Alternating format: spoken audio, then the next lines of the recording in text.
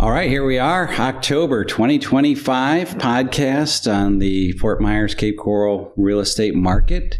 And we are on the cusp of season. So starting to get exciting this time of year. You're seeing our neighbors starting to show up already. And so everyone's big story this lately has been the interest rates. Everyone's been watching it. That's the big national story. Fed did finally reduce the rate a quarter point. But of course, the challenge is it doesn't go in lockstep. Mortgage rates don't, adjust down just because the Fed adjusts the rates, do they? No. And in fact, we've been benefiting all year, at least most of the summer, by the rates coming down steadily in preparation for what the markets felt the Fed was going to do anyways. And that's what they did, lower the rates. But the rates have been lowering in preparation for that all summer long. And the buyers that have been out there buying have seen that. They've been out and about because of that. Yeah, but it's been such a small change, right? It's 6.3 or so percent at the moment.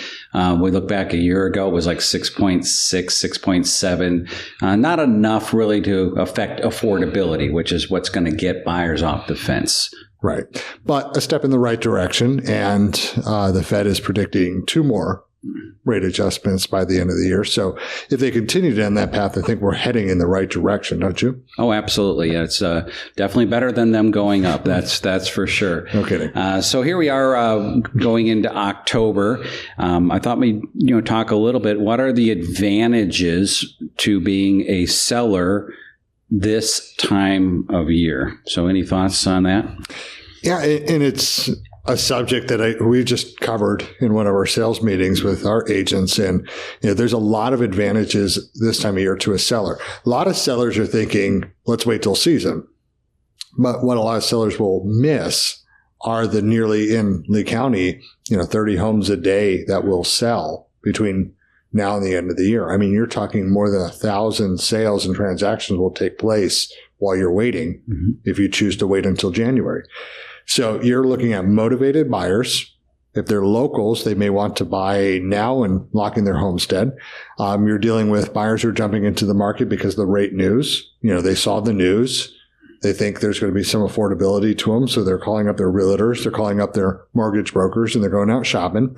You're going to miss the buyers who are going to purchase investment properties now for taxes, who want to get something before the end of the year.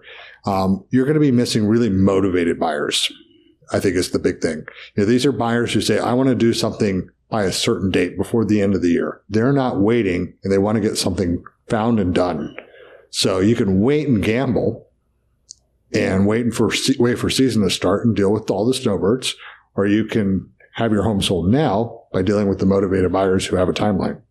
Yeah, and that's a good point. And let's face it, the only guarantee you have when you're not on the market is you guarantee not to sell, right? Hard to sell a secret. We know that a lot of sellers are thinking this time of year of getting their home on the market. So we typically see a flood of new inventory by January. That's usually 20% increase in inventory for season. It happens every year, so you can beat all that. And then also, too, what a lot of sellers don't realize is that they can extend their season, right? And rather than just hit the market in January when you only got 3 or 4 months of the great time to sell, you actually can extend it, and have a 5-6 month season if you start sooner. Yeah, and I don't think you have to be so one-dimensional with it, too. I mean, think about it as a 2-prong approach. I mean, if you're putting all your eggs in the season basket and it doesn't work out for you, well, wait until next year. But if you put your home on the market now, you've got a great chance that in the next 90 days, one of those buyers I just talked about will jump in and buy the house. And if they don't, you still have all the season to work with. So you've got plan A and plan B working for you. Rather than a 3 or 4 month season, you've got a 6 month season. Yeah. And a lot of people think, season prices are going to be up. But the reality check is we still have a buyer's market. We got nearly 7 months supply of homes on the market. So the last 2 seasons in a row, even though it was season, prices still were dropping during both of those seasons. And unless something shifts, we're probably going to see that again this year because the supply and demand is in the buyer's favor. So we look at the pricing now and we can actually look at how it's dropped the last several years in a row. So sellers really need to be prepared. They're going to be selling today at pretty much 2021 to 2022 prices, somewhere in between there. So that means if you bought 2022, 2023, 2024, you're probably going to be in a losing money situation. So what would be some reasons a seller still may want to sell even though they might be in that situation? Let's say if they want to buy another house locally, for example. Yeah. And before I get into that, I would say that, that's going to be a group of sellers. But that's a small group compared to a lot of the owners in our area who've owned their homes for an extended period of time. You're still looking at a historic profit if you've purchased your home 10 years ago, 15, 20 years ago. So, even 4 years ago. Even 4 years ago. So, that doesn't apply to everybody, but just the people who've unfortunately purchased their property within the past couple of years. But that might not always be a bad thing to everybody. So, just like some of those buyers who are buying for tax reasons, sellers, if you're taking a loss, you've had a great year and you need something to offset taxes, you might be willing to take a lower offer, take a loss on your property and get that sale in before the end of the year for tax reasons. Yeah. If you're buying local, if you're going to turn around and buy another house locally, you're going to have all the advantages a buyer has right now. Yeah, so, that's true. You may take a hit, but you're also going to get a great deal where you're going. So it just becomes one of those, where do I want to ride this market back up again? Do I want to ride it out where I'm at now, or would I rather ride it out in the home or neighborhood that I'm really wanting to get to? Yeah, at that point, you're just swapping dollars, So, and then, also think about where you're going. If you're selling this home to move somewhere else, is that market neutral? Is that market in a buyer's market as well? Is that market in an appreciating market? So if those properties are going up wherever you're going and your home values here are stagnant or still softening, you might consider selling this more quickly and jumping into that property. Yeah. So you can ride the market up, not only ride it up for the appreciation, but ride it up where you want to go. Yeah. Plus your money's locked in a depreciating asset now. So the gap's just getting, bigger and bigger. So what is working for sellers right now, in the marketplace? We find people, love, assumable flood insurance. If it happens to be in a flood zone, they can save some money there. Buyers are definitely looking for homes that show really well, staged well, don't need any kind of work. Obviously price, right? They want something that's at or preferably a little below market value, maybe within 5% below market value. That gets a lot of attention out there. Yeah, price is always going to be an attractive factor, whether it's a house, a car, or anything else you're looking at buying. Price is going to be one of those big factors that attracts you. But when it comes to real estate and housing, and we've done this through our own research. I've done this as research for my own listings as we put them up for sale, and we look for keywords like SEO and things like that for marketing purposes. What do buyers respond for? What are they searching for? And how can we put some of those words into our listings to make sure that they're to be found? And what we have found time and time again, elevation, impact windows, new roof. Buyers are looking for homes in great condition. They don't want to do a lot of work these days. With the inventory the way it is, they don't have to. They can find a home that's got the work done for them. They're looking for, like you said, an attractive price in the marketplace. They are looking for new construction is a big one. Things that are attractive to them are homes that are well photographed, homes that are staged well, homes that are marketed properly. Those are all things that are going to draw attention. And when there's a lot of homes for sale, and there's fewer now than there were, but when there's a lot of homes for sale and it's a competition out there, these are the things that can help a home stand out and really grab the attention of a buyer. These are the things they're looking for when they're searching. And some things sellers can do that aren't really financial that can really help them sell is first off accessibility. Make sure you can show that house, right away, lockbox, go quick. None of these, prior day notice, 24-hour notice. You cancel a showing or ask someone to move the time of the showing, you can almost forget about that buyer looking at your house. There's too many others to see on their schedule. Another thing is be responsive, right? When a buyer has questions about the home, respond quickly. Yep. If you get an offer, right? Time kills deals. Respond quickly. Speed, we call it speed to lead when we're talking to buyers, right? So, speedy responses, because they're looking at other houses too. All right, so what's not working for sellers right now? What are some things that sellers are doing that's causing their homes not to sell? Well, I think there's some things that are causing their homes not to sell clearly. And then there's just some things that maybe used to work, but aren't working as well anymore. So I throw open houses in that category. It used to be a tried and true thing, but, with high definition photos, virtual tours, 3D floor plans, and then just the status of the market itself, I think you're seeing a diminishing return on those. Things that are not working, just clearly not working, like you were mentioning earlier, having a home that's tied up in a long lease, having a home that's not accessible. That could be just a seller with a tight schedule or a home that's hard to get into. That's going to present some difficulties.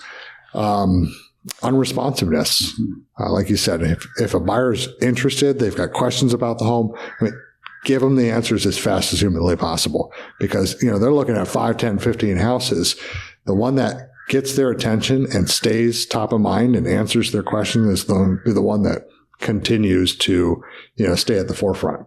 A few other things that we see are not working is sellers that reject offers that are too low. Yeah. By all means in this market, counter that offer. Buyers kind of know they have the upper hand, so they might make a stupid offer just to, try it. But, you will be surprised if you counter back reasonably. That buyer could stay in the conversation and you have yourself a sale. Yeah. If there's one piece of advice we could offer any seller negotiating an offer right now, it's the words that you taught me. This is coming from 40 years in the business. You're saying, what is it? Never let it die on your side. That's the one I'm looking for. Yeah. Never let it die. And so keep that conversation going. Mm-hmm. Keep the counter going back and forth. It could be $1,000. It could be a couple $100. It could be the closing date. Just keep it going back and forth. You'd be surprised if you volley that thing back and forth a little bit, you might get a deal done. And if you don't, at least you went down trying. A couple other things that you definitely are not working out there if you're a seller is long inspection periods. Buyers are still looking, so they're going to back out on you if they find a better deal. We also find that if you're trying to offer a bonus, under the new laws, it's really hard to advertise bonuses to realtors. So, that technique is not too good right now. Also, too, making your house, accepting an offer that's subject to another local house selling, that often is not going to work out, because same forces that are making your house harder to sell here are going to make that one hard to sell. So you don't want to tie yourself up there unless that house is under contract with a buyer. Which brings up the point, what is in the buyer's advantage now for October?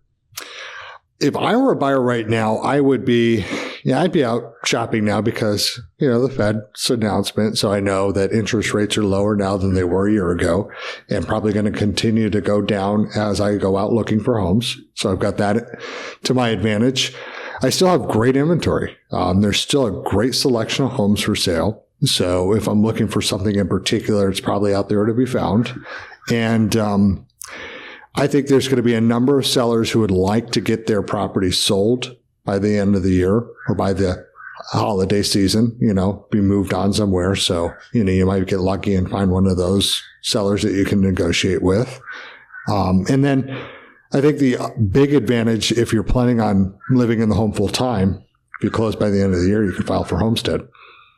Yeah, and another thing to think about with buyers right now, they got that the sellers are negotiable. They got that great inventory out there. They can, they're not competing also with all the other buyers that will be jumping into the market. That's a good point. Here this season. Yeah. Right. So you could do it now on your own with your realtor, or you can jump into the market when all the snowbirds are looking, and then sellers will feel like they've got the upper hand, I'd imagine, if they're getting more showings on their homes and they're getting more activity and more looks and more impressions because there's more snowbirds in town, right?